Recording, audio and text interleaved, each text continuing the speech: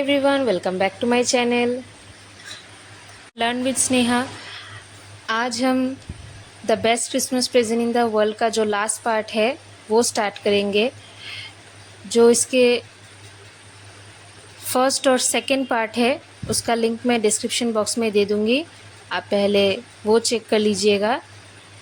Before we begin the last part, अगर आपने अभी तक मेरा चैनल सब्सक्राइब नहीं किया है तो डू सब्सक्राइब माई चैनल।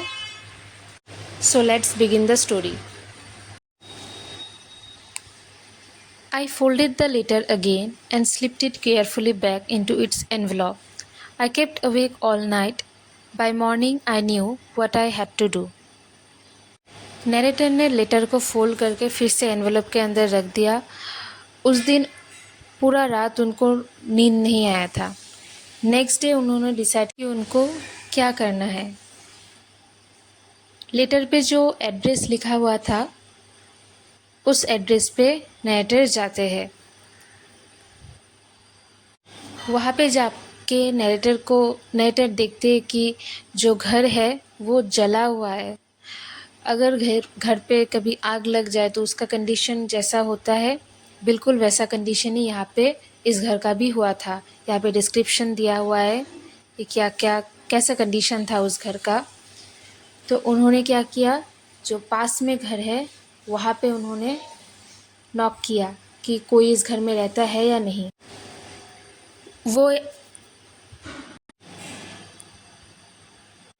वो आदमी बताता है कि हाँ, यहाँ पे मिसेस मैकपर्सन रहते थे, लेकिन उनका एज 101 ईयर्स हो गया था तो उनको कुछ याद भी नहीं आता।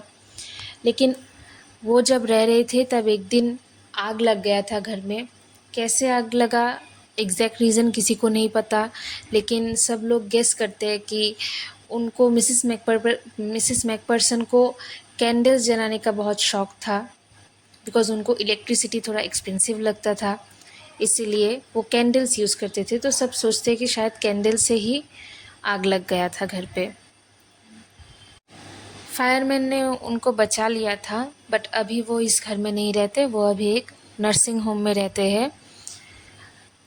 उसका एड्रेस भी दे दिया, Burlington House on the Dorchester Road on the other side of the town. Narrator then उस नर्सिंग होम में जाते हैं। जाके वो देखते हैं कि पूरा नर्सिंग होम सजा हुआ था, डेकोरेटेड था, बिकॉज क्रिसमस था। क्रिसमस ट्री भी था वहाँ पे डेकोरेटेड। देन उन्होंने वहाँ पे जाके बोला कि वो मिसेस मैकपर्सन का एक फ्रेंड है और उन्होंने उनके लिए, मिसेस मैकपर्सन के लिए क्रिसमस प्रेजेंट लाया है। उन्होंने वहाँ पे देखा कि वहाँ पे जो बाकी लोग थे गा रहे थे, पेपर हैट पहने हुए थे। जो मैट्रोन था, जो देख रेख करते हैं उनको मैट्रोन कहते हैं किसी भी इंस्टीट्यूशन का।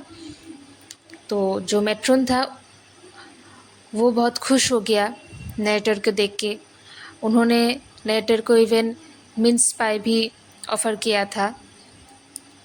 देन उन्होंने बोला नरेटर को कि मिसेस मैकपर्सन अभी अकेली है, वो सबके साथ नहीं है, यहाँ पे एंजॉय नहीं कर रही, वो अकेली रह रही है। देन नरेटर को कंजर्वेटरी में लिया जाता है। देन वो नरेटर को कंजर्वेटरी में लेकर जाते हैं जहाँ पे मिसेस मैकपर्सन थी। कंजर्वेटरी कैसा होता है, ग्लास का रूफ़ होता है। हाँ, किसी भी घर के साथ अटैच्ड रहता है, बट ग्लास का बना हुआ होता है। The old lady was sitting in a wheelchair, her hands folded in her lap. Mrs McPherson जो कि अब बूढ़ी हो चुकी थी, वो व्हीलचेयर पे बैठी थी और उनके हेयर्स भी ग्रे हो चुके थे। वो गार्डन की तरफ देख रहे थे। देन नरेटर ने उनको हेलो बोला। वो मुड़ के देखते हैं और जो नरेटर है वो उनको बोलते हैं happy Christmas Connie, I found this, I think it's yours.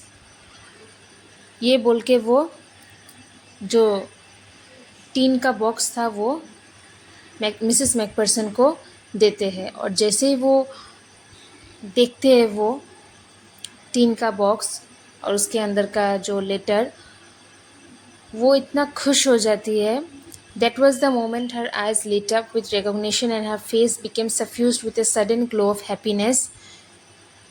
Narrator फिर उनको एक्सप्लेन करने लगते हैं कि कैसे उनको वो डेस्क मिला, कैसे उनको वो टीन का बॉक्स मिला, लेटर मिला. बट देन वो समझ पाते हैं कि मिसेस मैकपर्सन एक्चुअली ये सब कुछ सुन नहीं रहे थे, उनका बात नहीं सुन रहे थे, क्योंकि वो लेटर पे फोकस थे. सडनली मिसेस मैकपर्सन नरेटर का हाथ लेते हैं और उनकी आंखें भर जाती है आंसू से, खुशी के आंसू से, और बोलते हैं कि you told me you would come home by Christmas dearest, and here you are, the best Christmas present in the world. Come closer Jim dear, sit down. तो यहाँ इस पैराग्राफ से हमको पता चलता है कि इस स्टोरी का नाम the best Christmas present in the world क्यों कहा गया. Mrs McPherson as she is very old, उनको याद तो है नहीं कि उनका हस्बैंड इतना साल पहले दिखता कैसा था, तो उनको लग रहा है कि नैरेटर में उनको उनका हस्बैंड दिख रहा था, और उनको लगा कि एक्चुअली में जिम आया है उनसे मिलने, और जो वो लेटर था वो उनके लिए best Christmas present in the world बन गया था. दैट कॉनी जो है वो ऑथर को ही उसका पति मान रही थी, क्योंकि उनका बहुत एज हो गया था. इसलिए I sat down beside her and she kissed my cheek. I read your letters so often, Jim, every day. I wanted to hear your voice in my head. It always made me feel you were with me. And now you are. Now you are back. You can read it to me yourself. Would you do that for me, Jim dear? Author जो होते हैं वो Connie के पास बैठते हैं, और Connie जो है उसको बोलती है कि मैं तुम्हारा लेटर पढ़ती रहती हूँ डेली, और मैंने हमेशा से ही तुम्हारा वॉइस सुनने को चाहा. मुझे हमेशा ही लगा कि तुम मेरे साथ ही थे, जिम, और अब जब तुम मेरे सामने हो, क्या तुम मेरे लिए ये लेटर पढ़ोगे? मैं तुम्हारी आवाज़ सुनना चाहता हूँ. I would love that so much. And then perhaps we will have some tea. I have made you a nice Christmas cake, marzipan, all around. I know how much you love marzipan. Then Connie कहते हैं कि उसके बाद हम लोग मर्ज़ीपान खाएंगे. मैंने तुम्हारे लिए मर्ज़ीपान बनाया है, ए नाइस क्रिसमस केक, क्योंकि मुझे पता है कि तुम्हें कितना पसंद है मर्ज़ीपान. और इसी के साथ ये स्टोरी एंड होता है, और हमें पता चलता है कि स्टोरी का नाम the best Christmas present in the world क्यों है. बिकॉज़ कॉनी को लगता है कि उसका पति जिम उसको वापस मिल गया है इतने सालों बाद, जो उसके लिए बेस्ट क्रिसमस प्रेजेंट है, क्योंकि तब क्रिसमस का टाइम था. लेकिन हम सबको पता है कि ये उसका हस्बैंड नहीं है, बल्कि ऑथर है जिनको ये लेटर मिला था. So that's it for today. मिलते हैं नेक्स्ट वीडियो में.